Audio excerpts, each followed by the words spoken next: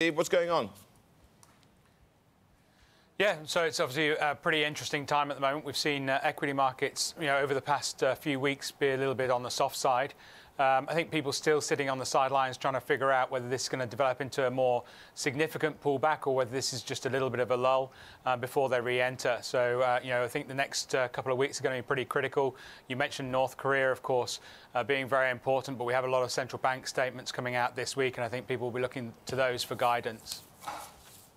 Well, indeed, absolutely. And Jackson Hole's another thing we're looking forward to. Let's just talk, first of all, a bit about that. What do we expect there? It's the usual, well, suspects, I suppose. Low inflation, the failure of, developed countries to get productivity gains or any significant productivity gains. And I guess that's going to be an academic exercise in part. It will be to some degree, I think, but obviously, we've seen significant moves. I think the focus is probably going to be more on what the ECB and Draghi says rather than what's coming out of the Fed members. Obviously, the Fed, they've been pretty comfortable with the situation. There is a bit of divergence in thinking in the FOMC, but I think that's not a bad thing.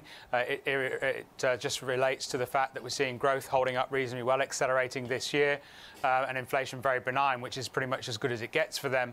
As far as Europe is concerned, obviously, we have seen a similar scenario develop, stronger growth upgrades coming from analysts, but inflation is still benign. But in a world where they still have significant quantitative easing, and pursuing quantitative easing, beyond 12 months is going to be increasingly challenging for them. So a timeline on when they expect to taper is going to be the thing that markets will be trying to interpret.